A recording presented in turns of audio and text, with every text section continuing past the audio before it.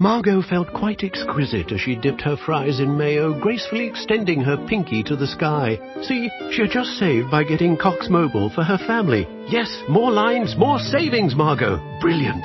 She finished her cherry slush drink with a triumphant... Exquisite indeed. Visit a Cox store and pay as low as $30 a line for 4 or more unlimited lines. 4 lines required for $30 per line price, max of 5 lines. Prices exclude taxes, device activation and other fees and charges. Other restrictions apply. Margot beamed proudly, sipping her cherry slush drink. She just added more lines to her Cox Mobile plan and saved, making her feel exquisite. Visit a Cox store today. Prices exclude taxes, device activation and other fees and charges. Other terms and conditions apply.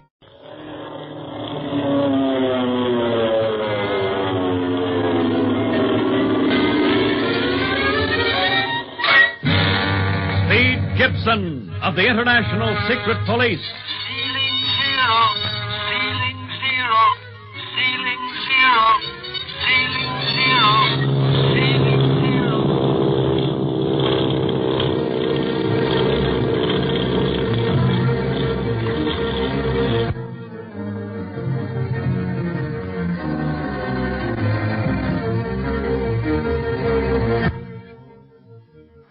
In the first episode, you remember, Clint Barlow, brilliant young operator of the International Secret Police, was called to his chief's headquarters for details of a new case concerning the activities of the Octopus, the most dangerous criminal alive. With Clint was Barney Dunlap, his right-hand man.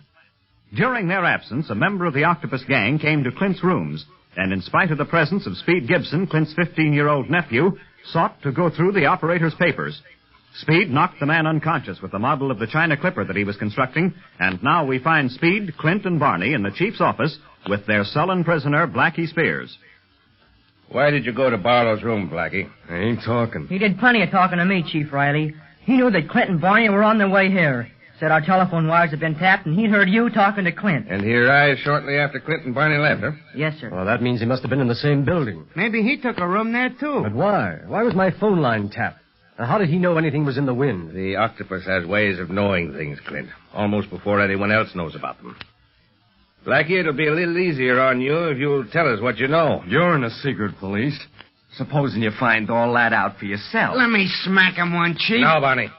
Keep your fist to yourself. We'll keep Blackie Spears with us for a while. Maybe he won't talk to us, but neither will he be able to talk to his gang or be able to get word to the Octopus as to what's happened. You can't keep me here. No, can't we?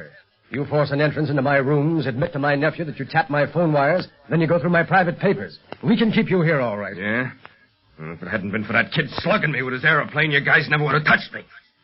I'll get you for that, Speed Gibson. You just try anything and I'll sock you again. Threats to Speed aren't going to help you any, Blackie. Take him out, Barney. Tell Kelly to put him in solitary. Yes, sir. Come on, tough guy. You can't do this to me, I tell you. The gang will rub you out. Ah, save your breath. We don't spare easy. Well, I guess that takes care of Blackie Spears, all right. Yeah, thanks to you, Speed. If you hadn't used your wits, he'd have gotten away or perhaps shot it out with Clint and Barney when they returned before he expected them. That's right, Chief Riley. And all because Barney forgot his hat. Well, he made me sore, going through Clint's papers like that. And the secret police books I've been studying say that you should never give a criminal an even break. Something to that effect, Speed. The idea is that the criminal never gives the detective a chance, so it's better to capture him first, disarm him, and then start talking. I sure smashed my China Clipper on his head. Didn't do his head any good either. Has a lump on it about the size of an egg. Speed, how would you like to fly in the real China Clipper? The real Clipper? Oh, gee, Chief. Honest? Now, wait, now, hold on there, Speed. Now, what do you mean, Chief? Well, you remember I said something over the phone about using Speed on this job, Clint? Mm-hmm. And I said no. Oh, Clint. Supposing you hear the whole story before making a decision, Clint. Our Far East operator sent word by code that the Octopus has reared his ugly head in China. Hong Kong, to be exact. What's his racket this time? Smuggling. Dope and natives. Running dope in and natives out. Doing it on a wholesale scale. His enormous and very effective organization makes his illegal business a lot safer than most legal businesses. And far more profitable. And the best way to combat the evil is at the source. China. Mm-hmm. You want Barney and me to break it wide open, huh? Yes. You're to take the next clipper ship. Leaves day after tomorrow. I've already reserved passage for you. You proceed to Hong Kong at once. Good. Doesn't give us much time, but I've done more and less. Lucky, though, you reserved the passages. Yes, for you, Barney, and Speed. Oh, boy. Now, listen, Chief. Now, Speed doesn't fit into this picture. I wouldn't think of taking him into that hotbed of danger. He's already in it, Clint. I said before that the Octopus has ways of knowing things. Perhaps he already knows of Speed's part in Blackie's capture. Once you leave for China, no matter where you may send your nephew, his life will be in actual danger. Yeah, that's true. On the other hand, the Octopus will never dream that he's traveling with you. In fact, he can have no knowledge that you're crossing on the China Clipper. And this is where your uncanny knowledge of makeup may bring you close to the Octopus. Oh, you mean I should use a disguise? Huh? Well, you've never been yourself on any job you've undertaken. That's been one of your secrets of success. No criminal knows how the real Clint Barlow looks except Blackie Spears. And his knowledge won't do him any good for a long time. That's right, Clint. You know more about makeup than any actor.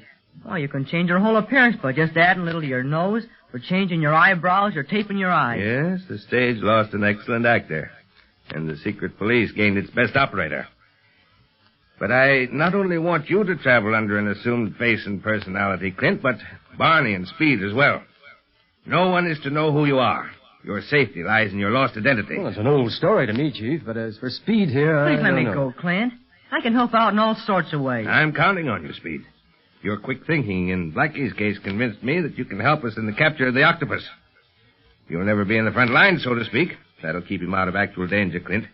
But you, as a boy, will be able to see and learn things that an adult cannot. You bet I will. Oh, gee, Clint. Can I go? Can I? Well, after what Chief Riley has said about the danger of leaving you here, and if I can use makeup on you, all right. Yes, you can go. I can't see anything else now. Whee! Oh, boy, what adventure this is going to be. Not an adventure, Speed. But hard, dangerous work. The odds are tremendously against capturing the Octopus. But you can't fail. And now, I have here full details as to the course I've laid out for you, Clint.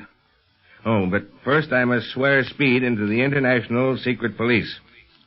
Are you ready to take the oath, Speed? I'm ready, sir. Then listen carefully. And see if you're still willing to join our force after hearing the oath. Yes, sir. Raise your right hand. Do you, Speed Gibson, as a member of the International Secret Police, promise to obey and protect law and order in your own country or wherever else your duties may carry you? Will you cooperate with the foreign police after you have fulfilled your mission? And will you, above all else, recognize the code of the secret police? Courage, honor, and silence. And not betray it in any manner whatsoever? I promise, sir. You've bitten off a large hunk there, fella. And I welcome our newest and youngest member. Thank you, Chief. What's going on here? Barney, I'm a member of the International Secret Police now, and I'm going with you to capture the Octopus. Huh? That's right, Barney. After we get our orders from the Chief, we're off. Off where? Alameda. After I change our appearance with makeup. Alameda? You mean? We're taking the China Clipper day after tomorrow.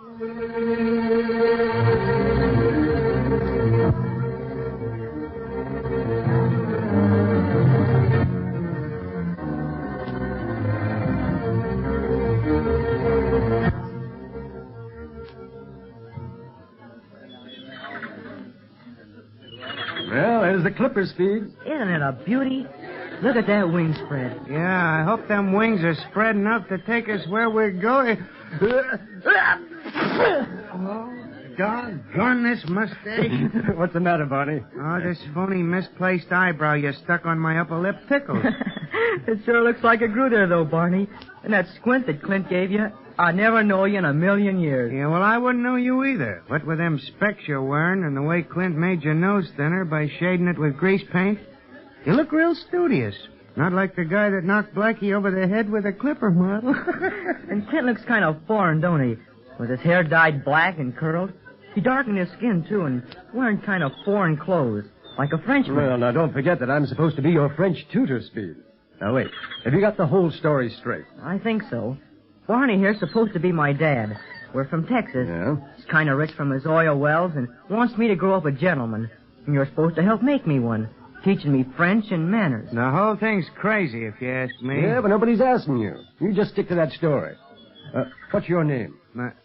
Now I know you're crazy. Oh, not your real one, your assumed name. Oh, Fletcher, Jim Fletcher. And Speed here is Earl. Earl Wells, get it? Yes, and I'm Pierre Dorset. Now, I'm going to speak with a very slight French accent. And you'd better use a drawl, Barney. What should I use? Well, you talk as you always do, Speed. It'll be safer because you're not as old in the game as we are. You might forget to keep up an accent. Well, anyhow, you're getting an education from your French tutor and by traveling around the world. Hot ziggity. Oh, now don't say things like that. In fact, the less you say in public, the better. Kind of carries out the student idea. Yeah, you're supposed to be thinking instead of talking. Say, they're winding up the clipper motors.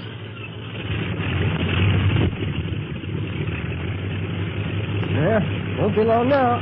Yeah, they're warming them up. Gee, I'm so excited, I don't know what to do. Just think, I'm really going to fly in the China Clipper. Wait a minute. What's wrong? That man in that blue serge suit standing right over there. Remember him, Barney? Say, wasn't he in on that jewel smuggling racket 3 years ago? Right. One of the cleverest smugglers in the business.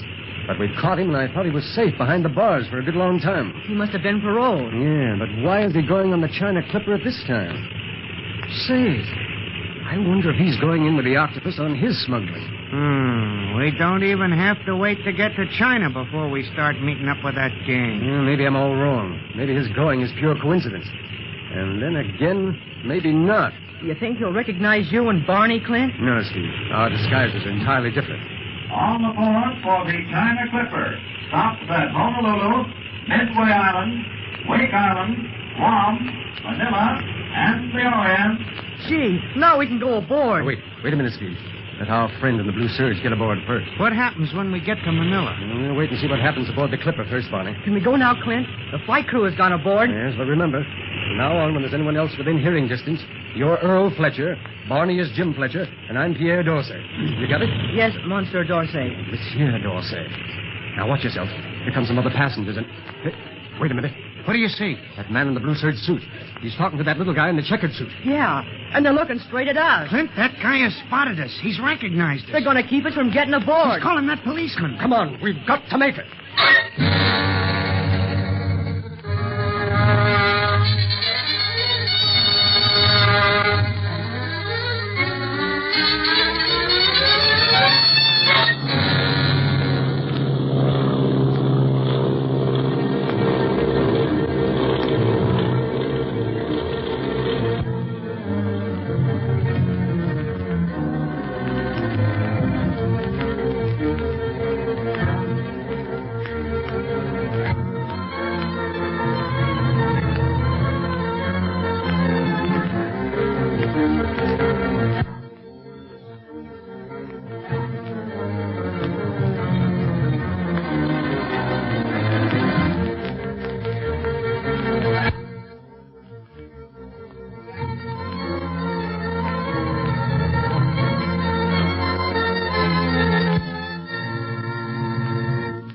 If you're a Kia K5 GT and Kia Forte GT owner, this is your reminder to breathe. See that sophisticated interior? Enjoy those sensations. And now, imagine how you look from the outside, and that speed that only a Kia GT sedan can give you. Sorry, I can't help but get excited. For those lives full of thrilling emotions, the all-powerful, all-fun Kia GT sedans. Kia. Movement that inspires. Limited inventory available. Call 800-333-4KIA for details. Always drive safely. Hello, it is Ryan, and we could all use an extra bright spot in our day, couldn't we? Just to make up for things like sitting in traffic, doing the dishes, counting your steps, you know, all the mundane stuff. That is why I'm such a big fan of Chumba Casino. Chumba Casino has all your favorite social casino-style games that you can play for free anytime, anywhere with daily bonuses. That should brighten your day a little. Actually, a lot. So sign up now at ChumbaCasino.com. That's ChumbaCasino.com. No purchase necessary. VGW Group. Void where prohibited by law. See terms and conditions. 18+.